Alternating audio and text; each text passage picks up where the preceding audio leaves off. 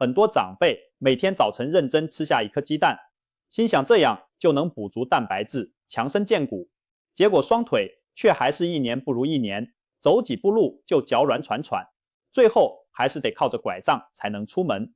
问题出在哪里？抗老真的有这么简单？只要吃颗蛋就够了吗？大错特错！今天就要揭开这背后的真相。抗老不只是吃蛋，还有5大高蛋白食物是被你忽略的肌肉救星，外加一套黄金恢复法，让你恢复年轻活力，走路有力，不用拐杖。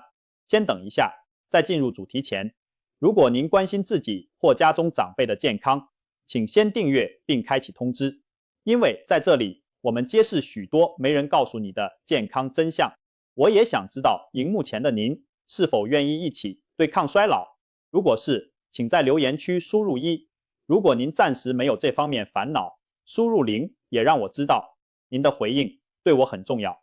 如果您或您的家人也正被肌肉流失的问题困扰，欢迎在留言区分享，我会尽力解答您的疑问。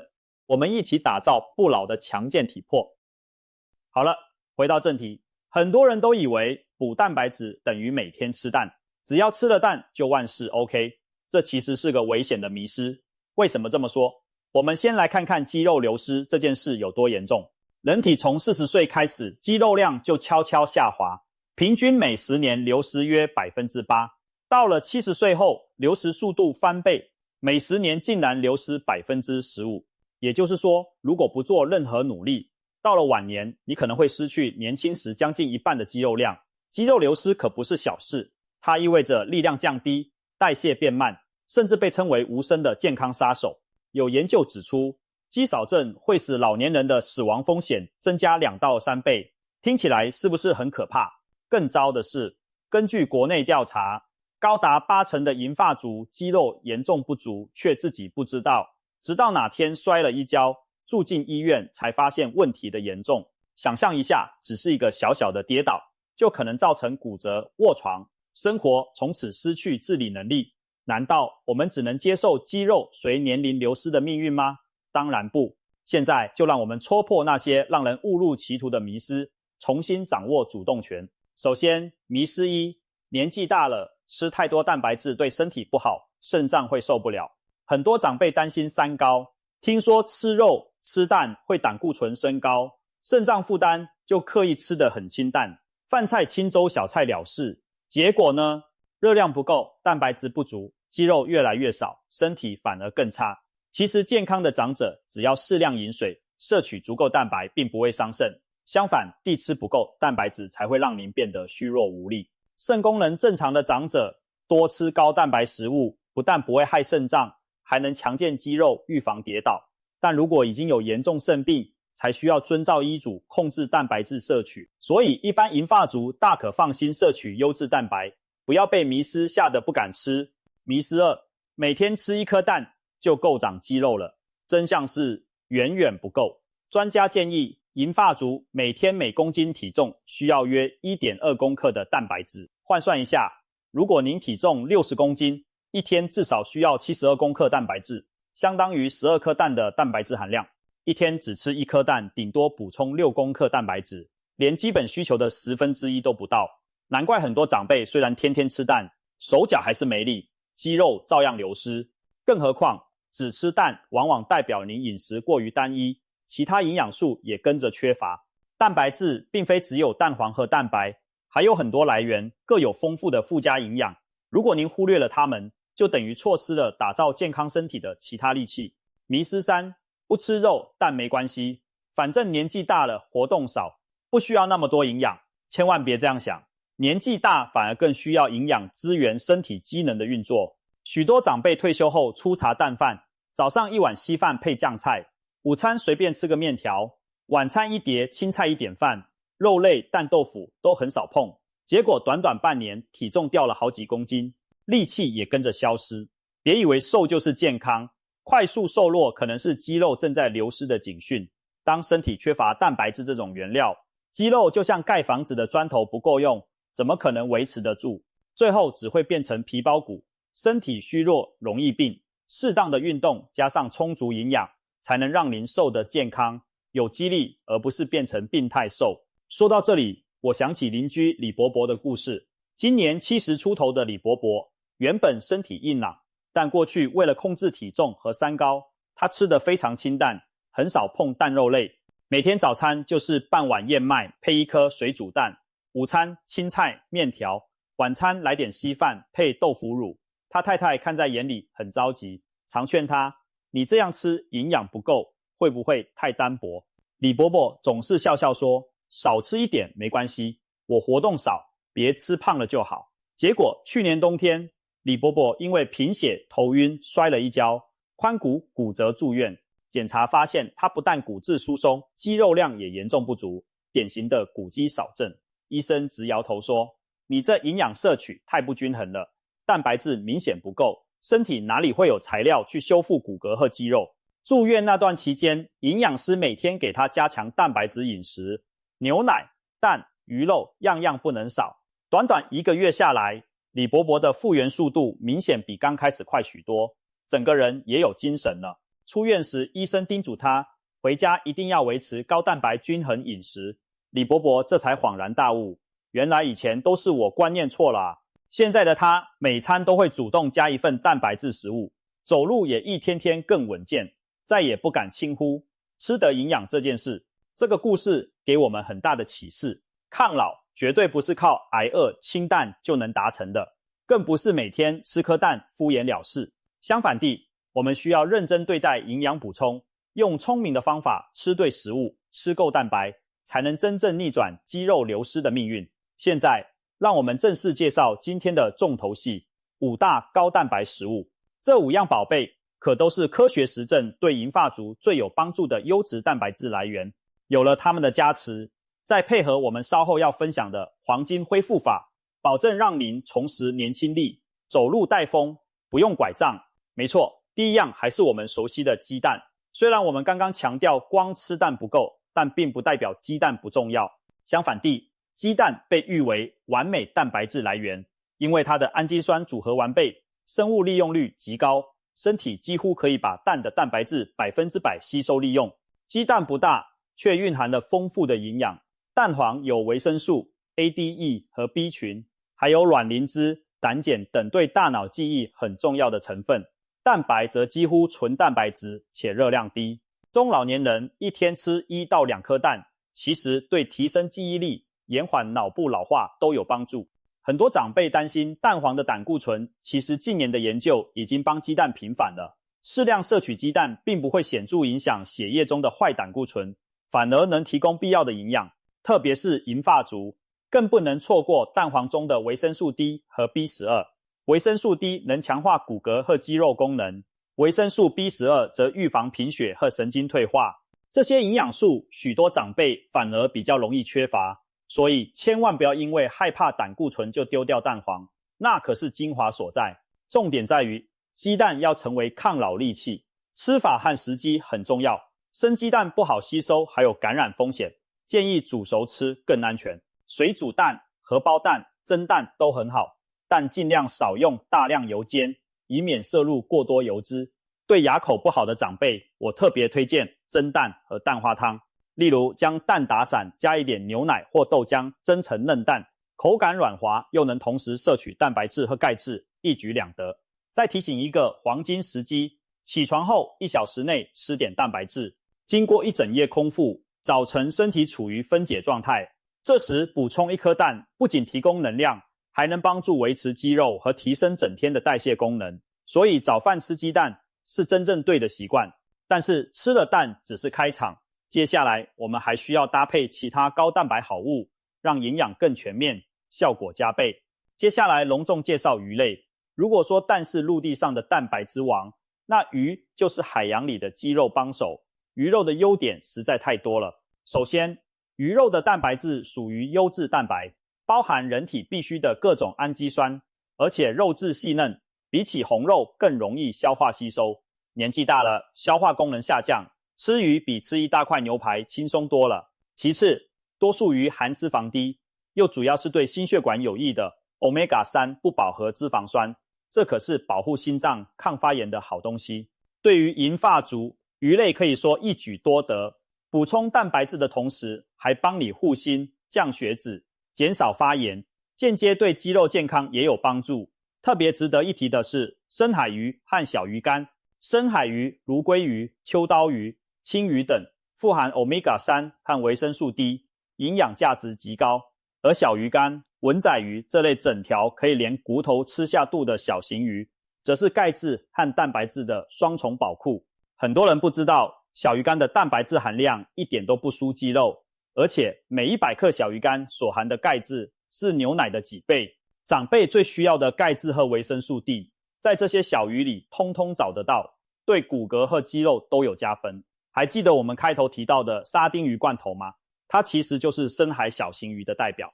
沙丁鱼便宜又常见，却拥有堪称完美的营养组合，高品质蛋白，丰富 Omega-3， 满满钙质和维生素 D。一罐小小沙丁鱼可以说是肌肉和骨骼的全方位补给站。日本就有长达10年的研究追踪发现，每周吃2到3次沙丁鱼等小鱼的长者，比起只吃鱼油胶囊代替的人，发生心血管意外和中风的风险更低，而且肌力流失的更慢。这证实了天然食物胜过人工补充，一条鱼胜过一把药丸。我们的长辈往往因为怕腥味或不知如何料理而忽视了吃鱼。其实简单的烹调就能让鱼变成年龄的恩物。怕鱼腥，挤点柠檬或加姜丝清蒸，可以有效去腥。或者试试红烧、味噌煮，加入姜葱蒜提味，长辈通常就能接受。牙口不好的，可以把鱼肉蒸软一点，或做成鱼汤、鱼粥，方便入口。像把鲑鱼煮成浓汤、蔬菜、鱼片粥，都是既营养又容易消化的吃法。对于整条的小鱼干，则可以先用温水稍微浸泡减咸，然后干煎或和豆干、花生一起小火炒，做成养生小鱼豆干，当做饭前小菜或零嘴，每天吃上一小把，就为身体补进了宝贵的蛋白质和钙。不知不觉中，肌肉和骨头都强化起来了。当然，提醒一句，如果您有痛风或高尿酸的困扰，深海鱼和小鱼干属于嘌呤较高的食物，急性发作期要避免摄取。平日控制稳定的情况下，也请先咨询医生或营养师，确认适当的食用量。一般建议可以优先选择嘌呤较低的蛋白质来源，如蛋与奶制品，鱼肉则适量即可，以免诱发痛风。掌握这个原则，就不用因噎废食，仍然能从鱼肉中获益而不招致问题。第3个，高蛋白食物，很多长辈都忽略了，那就是奶制品、牛奶、优格、起司这些东西。许多人以为是年轻人才吃的营养品，或者认为我从小没喝奶，老了喝不习惯。但您知道吗？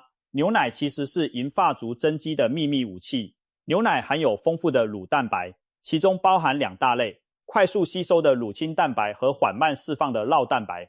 这种黄金组合能够及时提供肌肉修复材料，又能长时间维持血液中氨基酸的供应，在您饭后甚至睡觉时都默默帮助防止肌肉被分解。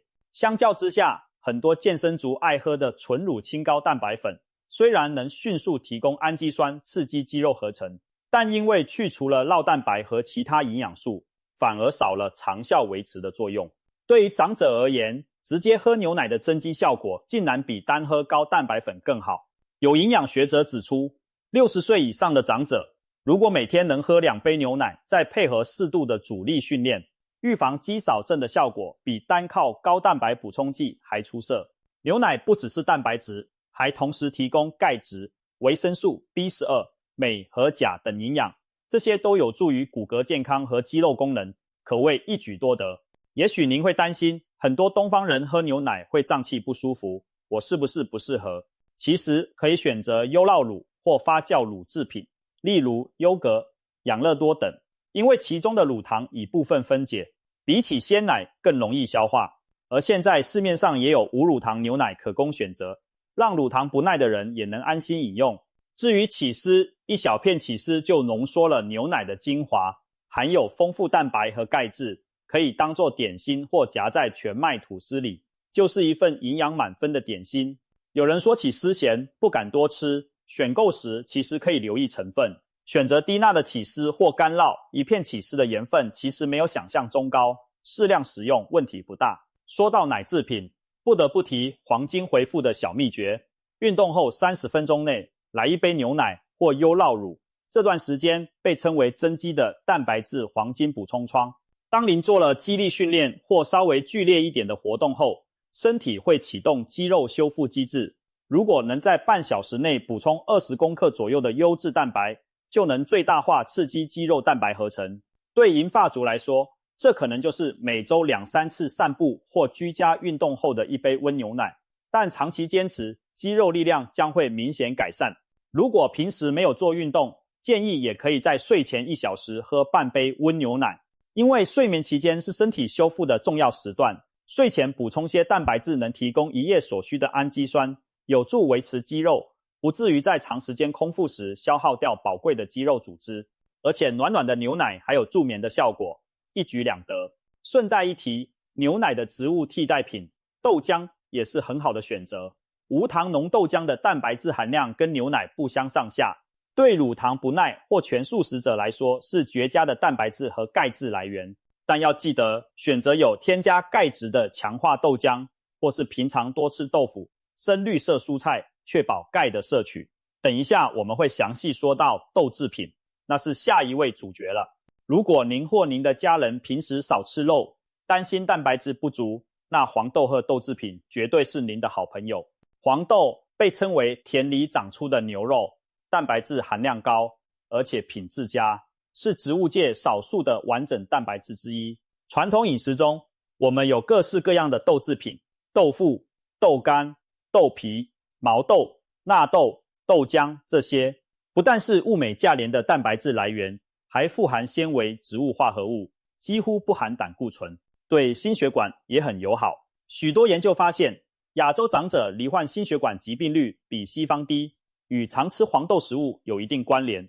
更有趣的是，黄豆中的异黄酮是一种植物性荷尔蒙，对更年期妇女的骨质和肌肉都有正面作用，能在一定程度上减缓停经后因荷尔蒙改变造成的骨质流失和肌肉减少。所以豆制品对银发族，尤其是女性来说，是上天送给我们的礼物。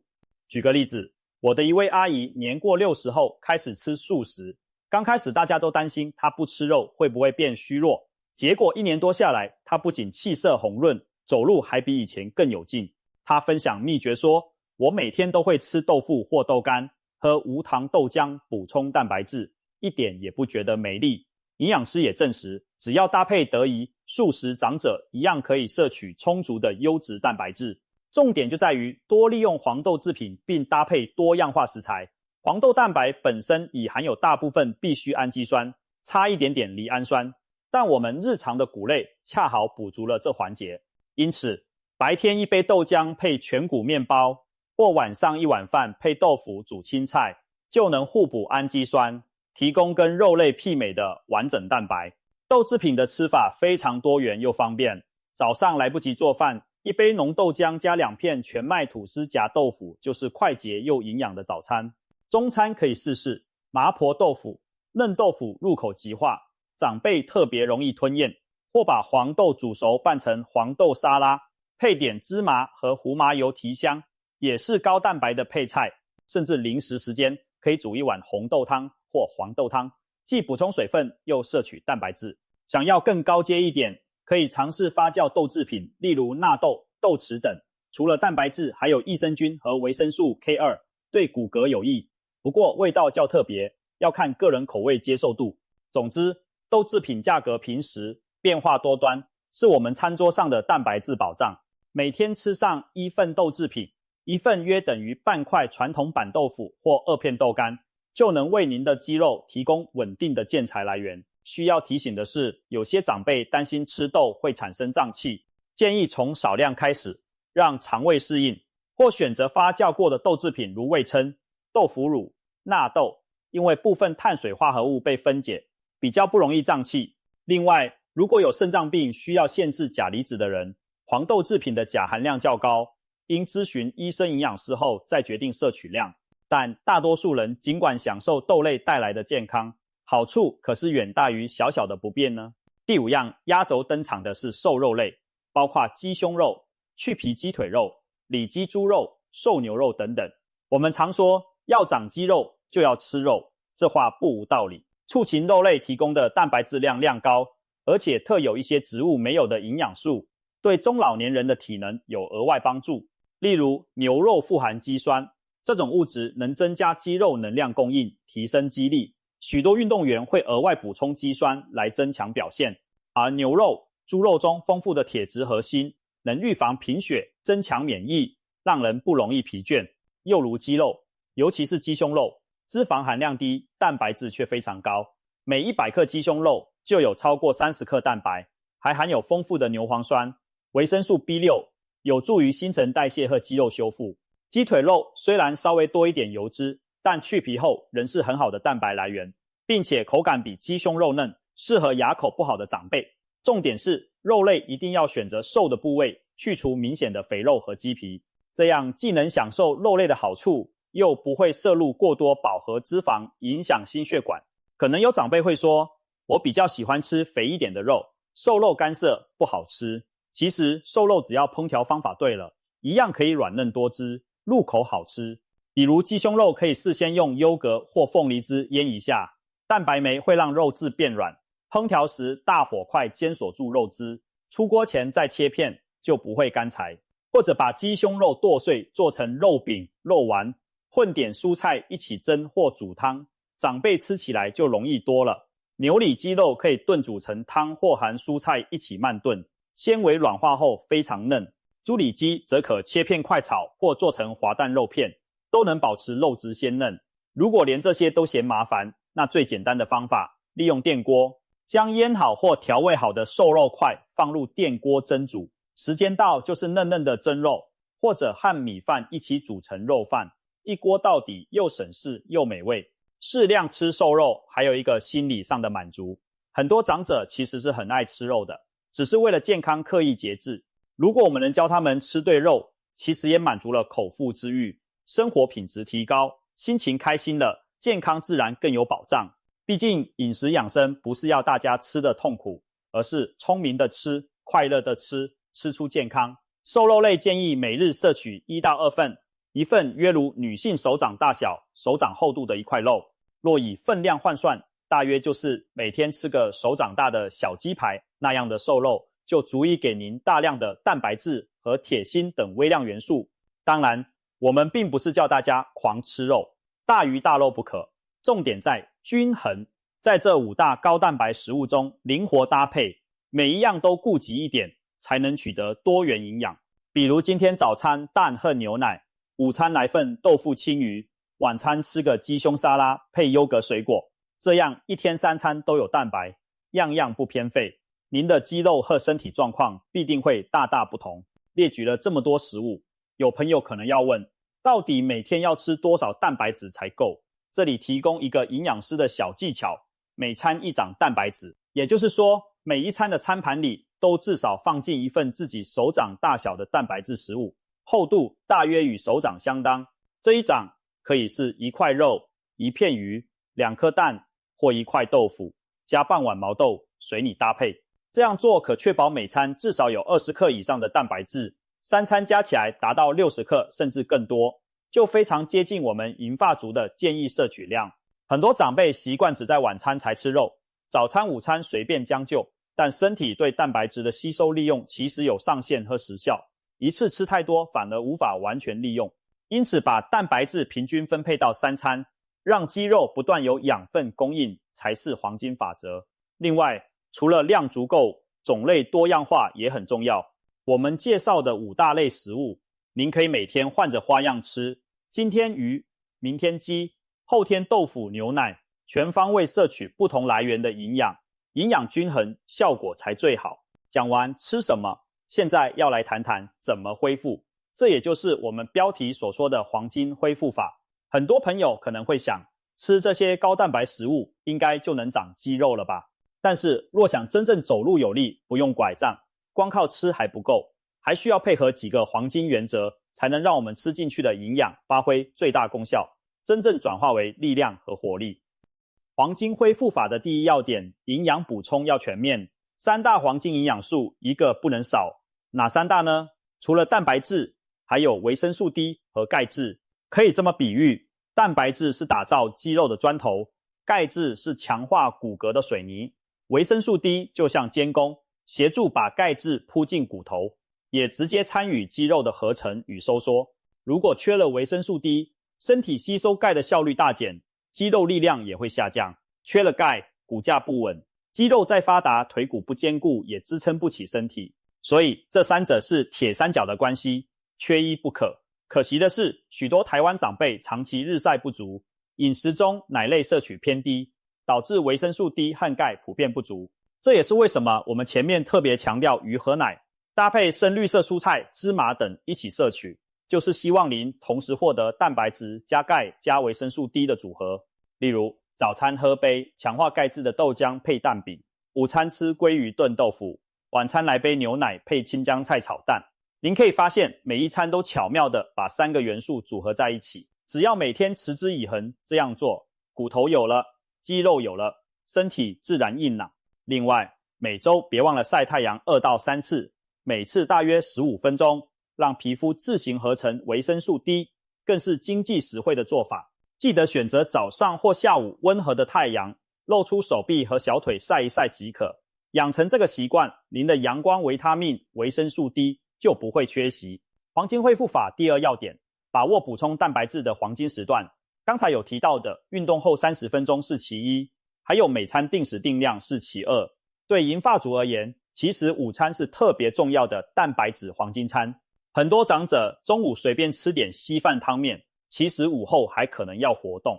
如果中午蛋白质够，下午精神和肌力都会比较好，更不容易疲劳跌倒。所以千万别忽略中餐的营养，建议午餐一定安排一份高蛋白食物，哪怕是一份茶叶蛋加豆干，或卤肉饭里多加几块瘦肉，都比光吃阳春面来得强。再来就是睡前这个时间，我们刚刚建议的半杯牛奶或温豆浆，就是为了利用睡觉这段肌肉修复期，提供充足氨基酸。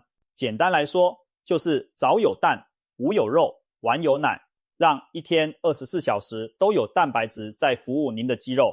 掌握这些黄金时段来吃对东西，效果绝对比漫无目的地进补来得好。黄金恢复法第3要点，也是非常非常关键的一点，适度的阻力运动。没错，我们一直在谈吃，但如果只吃不动，肌肉一样长不起来。肌肉就像一部机器，需要经常启动运作，它才会升级强化。不然你给它再多材料，它闲着不用，材料也只是堆积在那，最后转成别的或排出体外。对长辈来说，不需要像年轻人一样到健身房大举铁，但规律的肌力训练是必不可少的。例如每周至少2到3天进行简单的阻力运动，坐在椅子上拿小哑铃或保特瓶做手臂弯举，练习坐下起立锻炼大腿肌，用弹力带做拉伸练习等等。甚至每天在家扶着椅背做深蹲，踮脚尖练小腿，这些都算是阻力训练。重点是慢慢增加挑战，例如从一组做5下变成10下，或者增加一点重量，让肌肉感受到我需要变强来应付新的任务了。这时再配合充分的蛋白质营养，您的肌肉就会回应您的努力，开始变得结实。很多研究显示，不论年龄多大，锻炼加营养都能增加肌肉。曾经有90岁的长者，通过复健的重量训练和营养补充，在几个月内把握力和腿力提升了好几成。所以千万不要觉得自己老了就不能练肌肉。我们的身体只要你愿意给予刺激和养分，它就会朝着更健康的方向改变。当然，运动时要量力而为，安全第一。建议长辈们刚开始可以在家人的陪同下尝试简单动作，或参加长者健身课程、复健课，有专业指导会更放心。一开始哪怕每天只做5分钟的肌力活动，都比完全不动强。等习惯之后，再逐渐延长至每次20到30分钟。一周加起来有个150分钟左右的中等强度活动量，包括散步、有氧运动在内，对整体健康的帮助是巨大的。运动除了练肌肉，还有改善平衡感、心肺功能、提升食欲和睡眠品质等附带价值，这些都直接或间接的让您更有活力，远离拐杖和轮椅。最后，黄金恢复法还有一个常被忽略的环节，充足的睡眠和休息。或许您想不到，睡觉竟然跟肌肉有关系。其实人在熟睡时会分泌生长激素，这是促进肌肉修复和生长的重要荷尔蒙。长辈常有睡眠品质不佳的问题，但我们应该尽量创造好的睡眠环境和作息。例如睡前放松心情，泡泡脚，不要带着肚子饿上床，可以喝点牛奶如前所述，这些都有助于熟睡。一旦睡眠改善，肌肉恢复也会事半功倍。我们白天认真吃，努力动，晚上好好睡，这就是最天然的恢复秘方。总结一下这套黄金恢复法：吃对营养，掌握时机，规律运动，充足休息，几项加起来，看似简单，其实蕴含了抗老的关键科学。只要坚持实行，您的身体会在几周、几个月后给您惊喜。提重物没那么吃力了，上下楼梯膝盖也比较稳，甚至走路步伐都变轻快。不只是不用拐杖，而是健步如飞，精神百倍。这绝对不是天方夜谭。许多遵循这些原则的银发前辈都切身体会到了变化。说了这么多，让我们再把重点带过一次。抗老不只吃蛋，而是要吃对5大高蛋白食物：营养均衡的鸡蛋、嫩而好吸收的鱼、宝贝骨头肌肉的奶制品、植物营养丰富的豆制品，以及提供硬实力的瘦肉。同时配合黄金恢复法3大重点：蛋白质、维生素 D、钙质齐头并进，掌握进食时机与运动训练，重视睡眠休息，这样全方位出击，我们就能击退肌少症，让老化的速度放缓，甚至部分逆转已流失的肌肉。这里我要强调一个观念，真正的健康不一定昂贵，市面上那些五花八门的保健品、昂贵补品，标榜可以增强体力、补充营养，可往往价钱吓人，广告天花乱坠。但我们今天分享的这些食物，哪一样不是平凡朴实、买得到、吃得起的？鸡蛋、牛奶、豆腐、鱼、肉，这些天天都看得到的食材，其实才是最经得起考验的长寿秘方。别再被华丽的行销词汇牵着鼻子走，我们完全可以用天然又便宜的方式来得到相同甚至更好的营养效果。想想看，一杯温牛奶配水煮蛋的成本，也许不到一杯手摇饮料的价钱，却能换来强健的骨骼和肌肉。一盘清蒸鱼的营养价值远远胜过那些高价的氨基酸粉。选择这些天然食物，就是选择一种简单、高效、不被欺骗的健康之道。现在我想邀请您做一个健康约定，从今天开始，为自己和家人的餐桌加一份高蛋白食物。也许是给爷爷奶奶添一杯豆浆，给爸妈准备一份鲜鱼汤，或为自己每天带一盒高钙优格当点心。这一个小小的改变，日积月累，将带来不可思议的转变。当您下一次搀扶长辈时，会发现他们步伐变稳了；当您自己爬楼时，也会惊讶腿部的力量增强了。这就是营养和习惯的力量。让我们一起见证这美好的改变。现在就行动吧！走进厨房，打开冰箱，看看还缺了哪样营养好物，写下购物清单，趁着周末采买时把它们带回家。记住，这不仅是一张菜单，更是我们对家人健康的承诺。透过均衡营养和黄金恢复法，我们要让亲爱的长辈们老得慢一点，再慢一点。我们自己将来也要做一个行动自如的健康长者，而不是虚弱地与病痛为伍。今天的分享就到这里，如果您觉得有收获，请不要忘了点赞这支影片，并分享给身边关心健康的朋友或有银发长辈的家庭。也欢迎在留言区告诉我，您最想开始尝试的是哪一种高蛋白食物，或者您有什么饮食健身的小秘诀，也都可以分享。我们一起在留言区交流，互相打气。未来我还会带来更多实用的健康养生内容，陪您和家人一起走在对抗老化的道路上。最后，祝福大家吃得健康，动得快乐，让我们都能健健康康、快快乐乐的活到长命百岁。今天就先这样，我们下期再见，请大家保持强壮，再见咯。